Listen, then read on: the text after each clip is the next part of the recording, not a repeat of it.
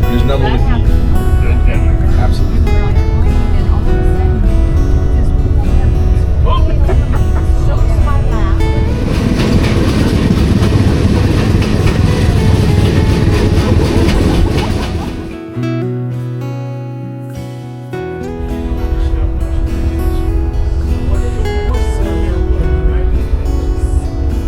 Excursion from doing that, some kids with some packages that go on.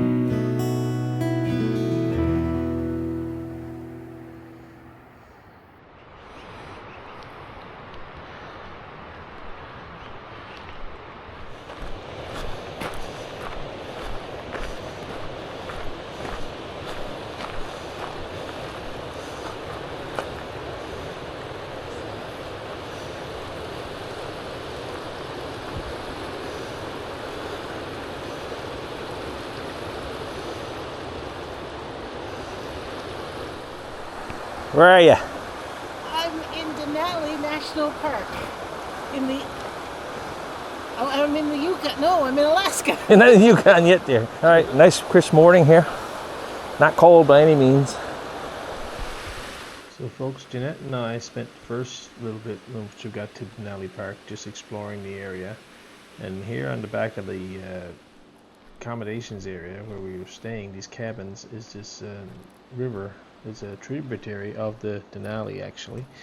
So they had a lovely walking trail out around the river, and this is what we're doing here. Accommodations were beautiful, folks. You can see there that all these log chalets. River is very low. The same issues that we have now this hot summer. Water levels are very low at the time. But yeah, this river is, like it says, it's a tributary of the Denali.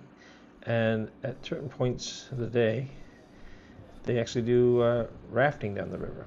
Now here is one of the lookout spots that we came across. Again, you see the river in the background there, and the mountains in the distance. Scenery is simply beautiful, folks. We really enjoyed our trip to Denali. Here's a few more shots of our excursions, and our main first excursion is Denali Wilderness. So one of the main things you find on this trip is that you hope to see the Denali mountain, and that's what we're all looking at here from the bus. You can't see from this picture, but the next picture we actually saw the mountain in all its glory. It's very rare to see this mountain because it's usually covered in fog and clouds, but today we were lucky and we saw Denali. The two friends we met on the tour, Mary Ellen and Bernadette, actually took a plane trip to fly over Denali, and these are the pictures that they took during that trip.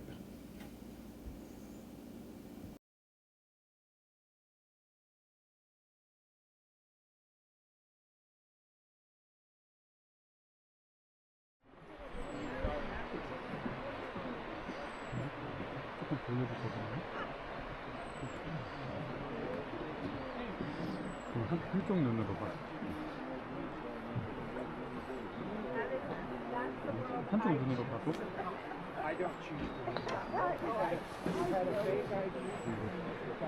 Now folks, one of the purposes of the wildlife excursion was to see wildlife. And it's not guaranteed to see wildlife, but we wanted to see a grizzly bear in the wild. We saw one in captivity, but we were lucky that day, and we saw this grizzly bear. Now he's far away, but he's out in that middle of that grass eating away. Quite a spectacular looking dude.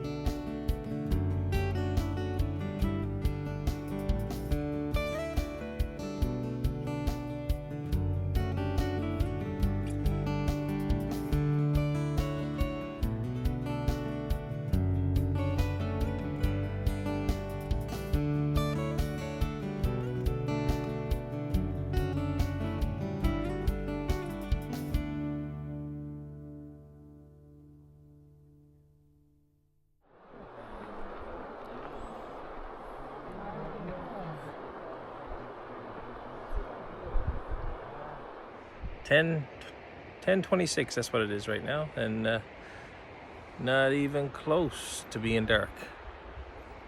Anyway, bit weird, I gotta say. 'em.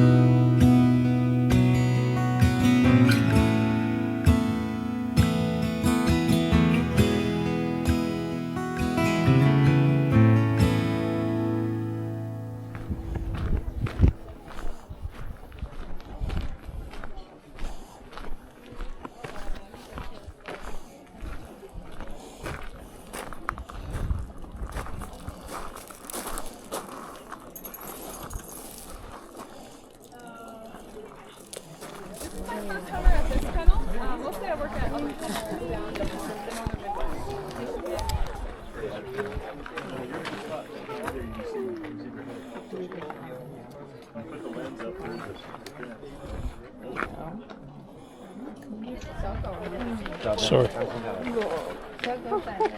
You're dreaming. Cute. Dreaming. Yeah.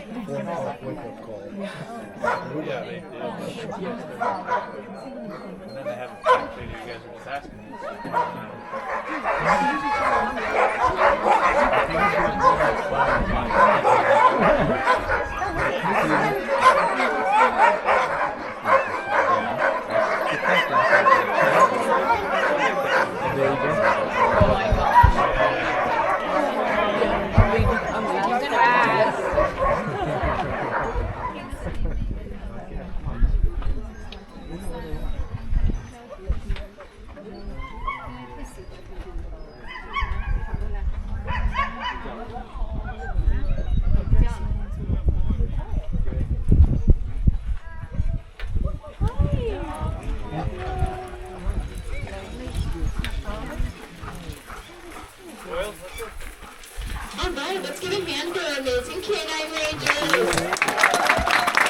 And obviously to the amazing kennel rangers. Next up, this beautiful brown girl is Sled. This silly girl, I think she has the most personality. This is Storm. She has the very expressive eyebrows. And then last but not least is Mr. Robert. And so all of these dogs are named after different elements of weather and stuff.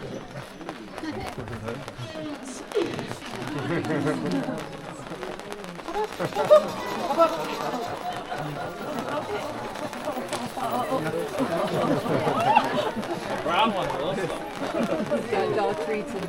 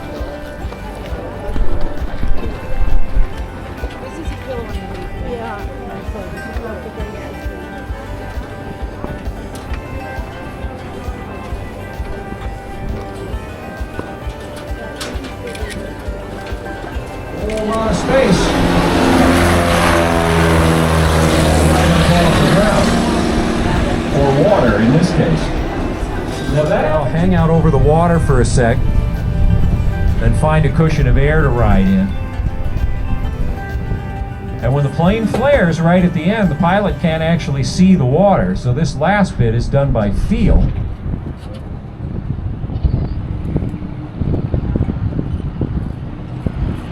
And there you go. Another lap around the boat by 88 Zulu.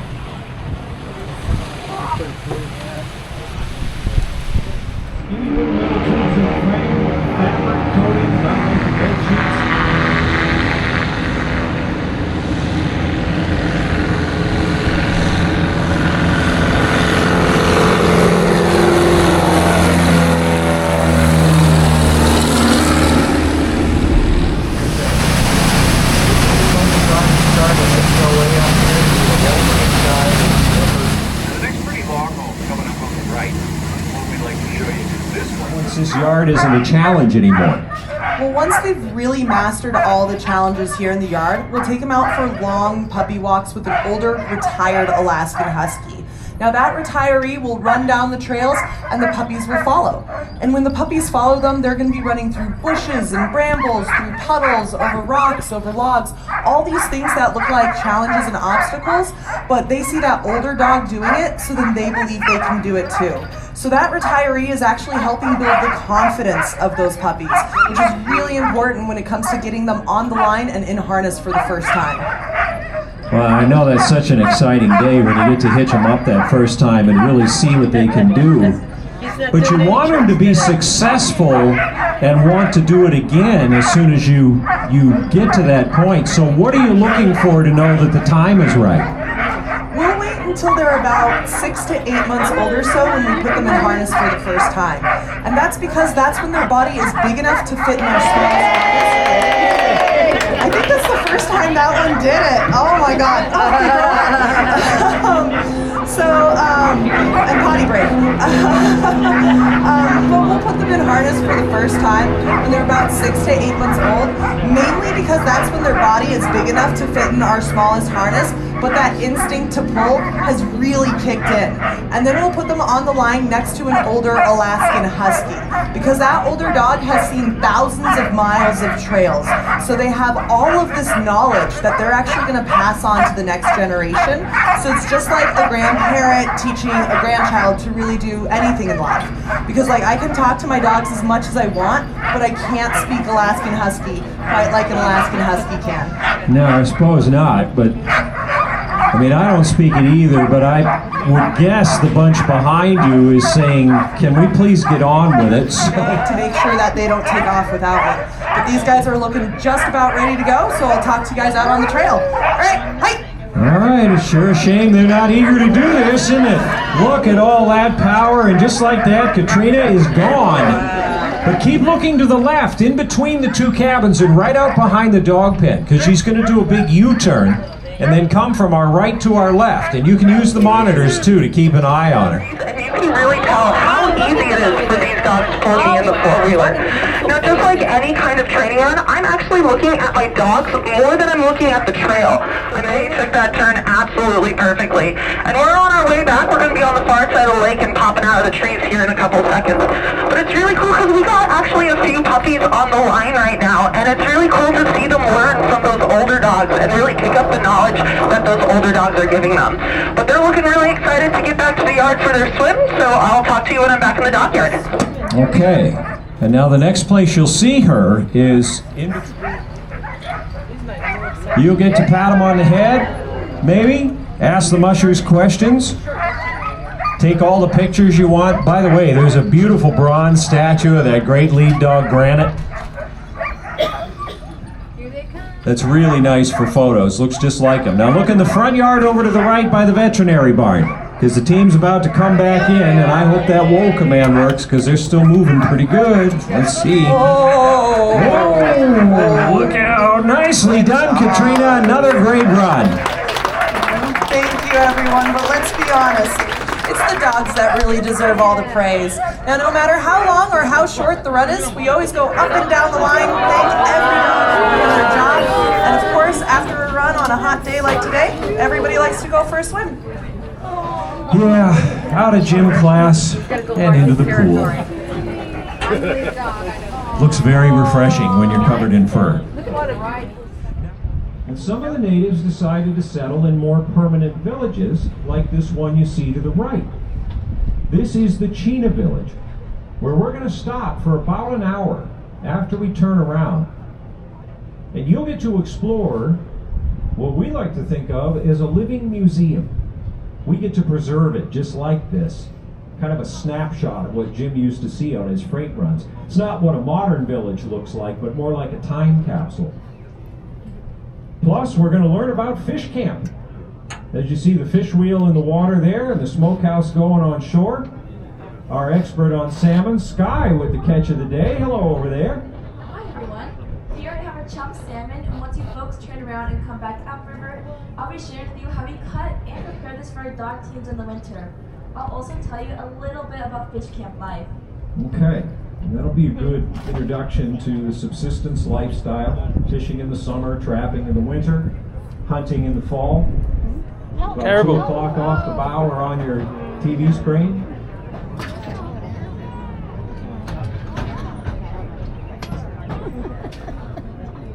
Now, isn't that a coincidence? Yeah, we knew they'd be there. Those are friends of ours. But we'd like for you to see them in this setting while emphasizing, again, how nothing goes to waste in Alaska Native culture.